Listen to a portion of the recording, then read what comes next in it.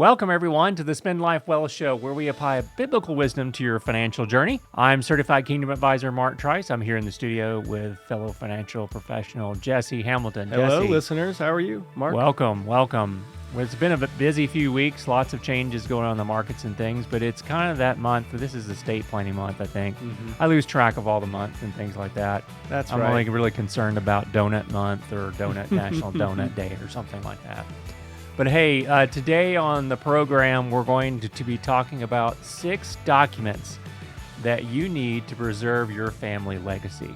We're talking about the actual documents here. So we all know maybe some of these topics, and hopefully you have an estate plan and a plan for your family, but these are what we actually think you should hold on to.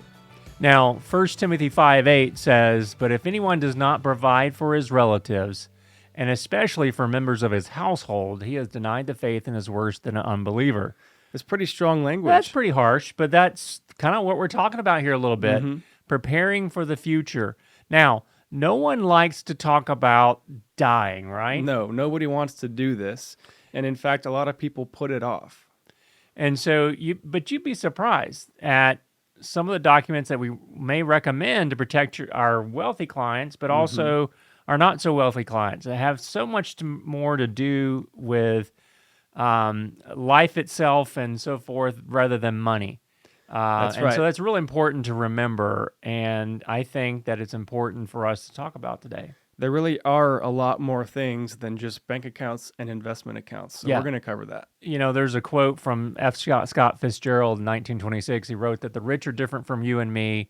And Ernest Hemingway supposedly retorted, "Yes, they have more money," and you know that's just a quote from a couple of really famous authors and so forth. But the reality is that having more money does make things different for you than when you don't have money.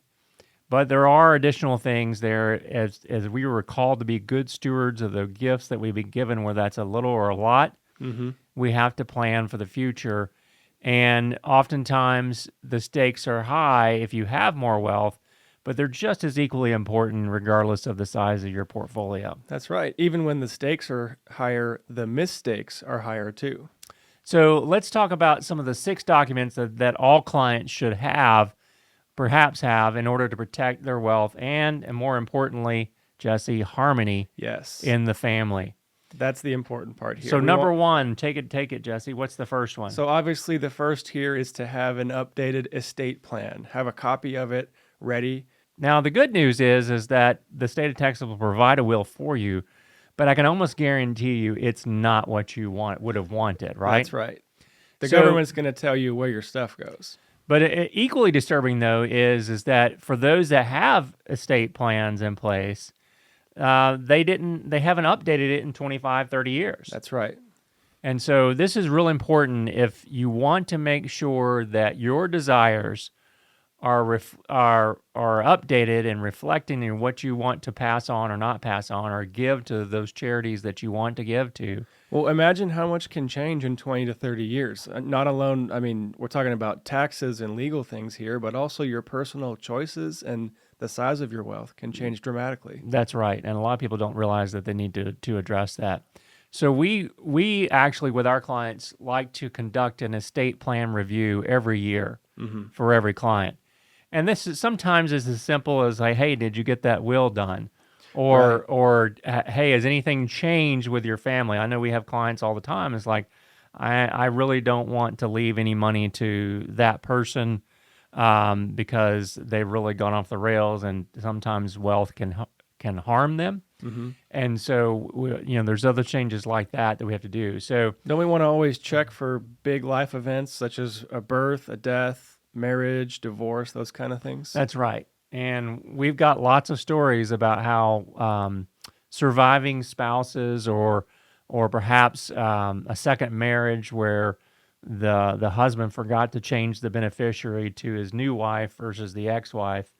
The person passes away and oops, that was a big surprise for the new spouse. So we believe that the estate plan should be updated according to the state laws and changes in federal laws, but once every 3 years, you need to check with an attorney to make sure nothing's really changed with the laws impacting your particular state. And of course, if you happen to move, a lot of people retire and then they move to a different state for the retirement. Well, that needs to be updated because state laws are different from state to state. Very different, yes.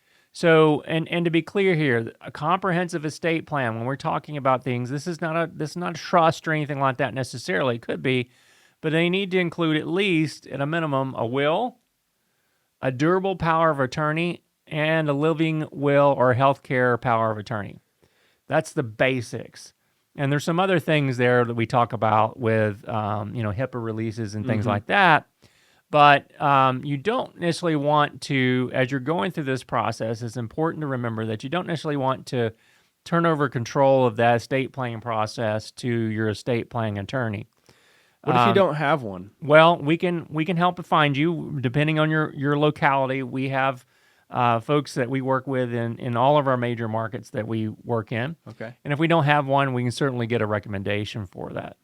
So, some of this, the process that we try to walk through, because we're not attorneys, but we want to help guide the client working with the attorney so that they know that their life, their financial position, their wishes are all conveyed to the attorney. And sometimes we help the client kind of write a planning letter, which is really, Jesse, what would you say, like an executive summary of their situation? It makes the whole process a lot easier for somebody who just opens up these documents. Yeah.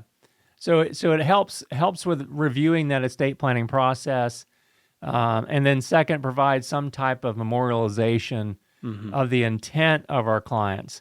Because a lot of times, we do an estate plan, we go through, we work all the documents, things. Maybe we do a will and a trust, whatever it may be. 5 years go by and we can't remember why we did the things we did. Yeah. And so we need to make sure that we memorialize that in that process. So Jesse, what's the second financial or estate planning document that some folks may need to consider? Our second document is a trust, if you have one and where appropriate. So, at times estate planning attorneys will try to draft needless trusts. Sometimes they can be very important in this process, but we want to make sure that you have copies of them. Yeah, and this is particularly, trusts have really come into play with the expiration of the Tax Cut and Jobs Act, which is going to be sunsetting at the end of 2025. Yeah, big changes coming. So they may be coming back in vogue a little bit. We've seen clients that attended workshops, and guess what? If the only tool that the person has is a hammer, everything looks like a nail. And they were recommending trust to folks that really, in my personal opinion, did not need that. And once we had them talk to some of our attorneys that we use in our network, they agreed as well. They didn't need a trust. But Jesse, let's talk about what is a trust, because the way to think about this, and always give this example of, let's suppose you're the CEO of a major corporation, and on the way home from work tonight, you're killed in a car wreck. Does that corporation, a public corporation, stop running because you are no longer here? No, it's a separate entity that operates on its own, Right. even without you. And that's the beauty of it. But trusts can come in all different shapes and sizes and accomplish various goals, but they do have their limitations. Right? That's right. They do have their limitations and things. And so it's always important to make sure that you're engaging your accounting professionals, your attorney, legal professionals, and your financial professionals, like a financial advisor, to help you make sure that we're properly working through that process. And a good lawyer is going to try to take the time to understand the client situation. There are some very unique types of trusts too, and they're going to apply to your exact situation. Even down to details like if you might have a special needs family member or different things like that. That's right. Jesse, what's the third thing that we need to consider in our estate planning suite of documents? So here's the part where we move beyond money, the personal property memorandum. So this is, in most instances, it makes sense for you to have a draft of separate personal property. This could be jewelry, automotive, cars and stuff, collectibles. So our stuff. Yeah, our stuff.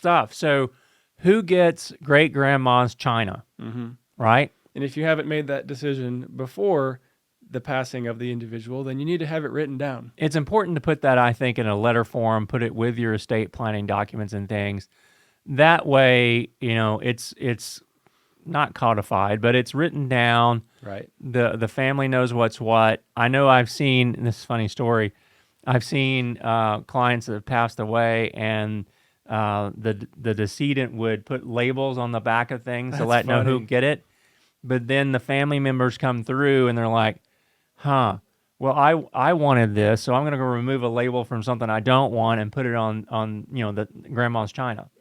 And so it's important to have that, with your estate planning documents that your attorney has or a trusted financial professional have, so they can help guide your family through that process. It's going to depend on your state whether this is an official document or not. I'm not sure what the state of Texas recognizes, but each one's going to be different if you just write it down in a memorandum. But the intent is to convey your wishes to the surviving family members and stuff. So what about the fourth one, the legacy letter? I like this. Right. So the legacy letter, we had a recent event where we discussed the benefits here, but that's not necessarily a legally binding document, but it does focus on more of the emotional aspects of the relationship outside of wills and trusts. So this is really special and important for families. Yeah. So and it's important because sometimes, let's just take a parent.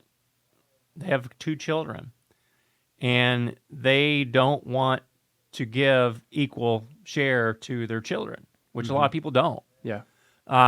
This legacy letter helps that child that didn't get as much, receive an explanation as to why.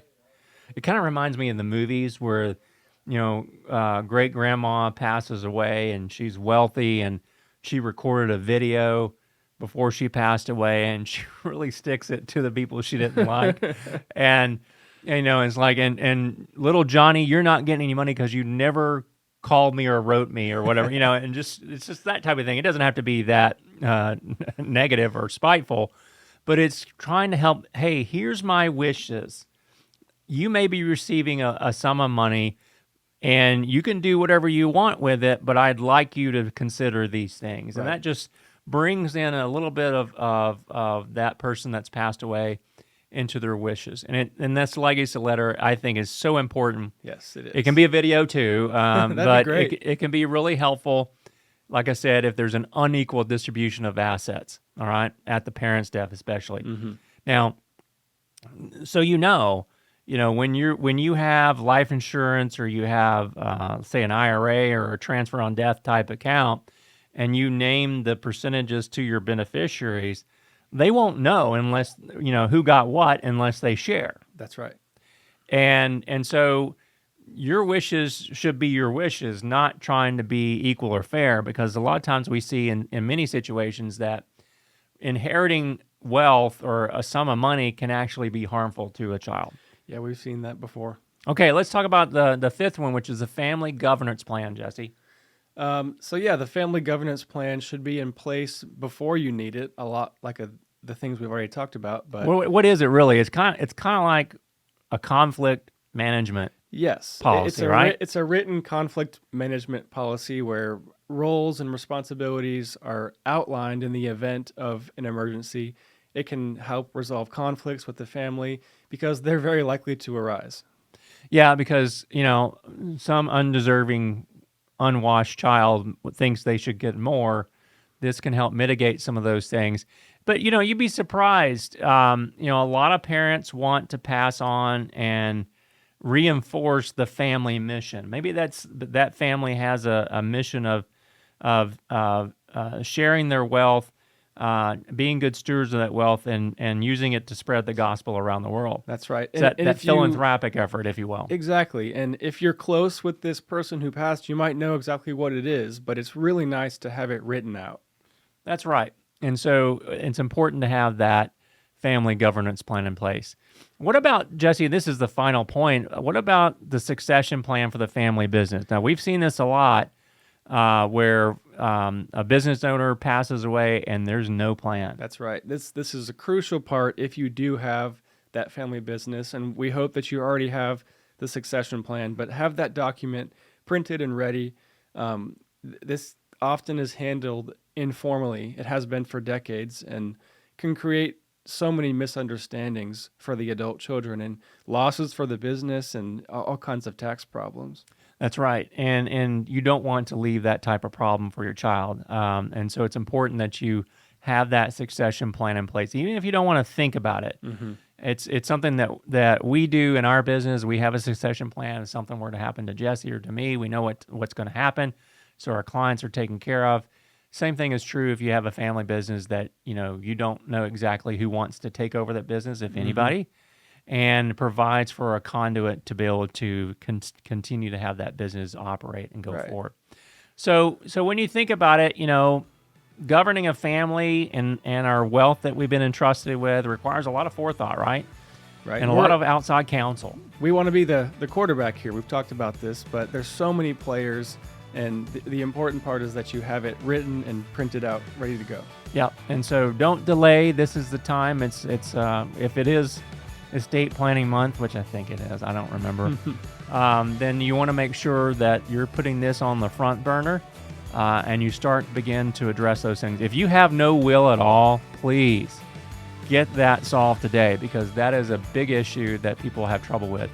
But hey, folks, Jesse, from Jesse and I, you've been listening to the Spend Life Well show. Until next time, have a blessed week.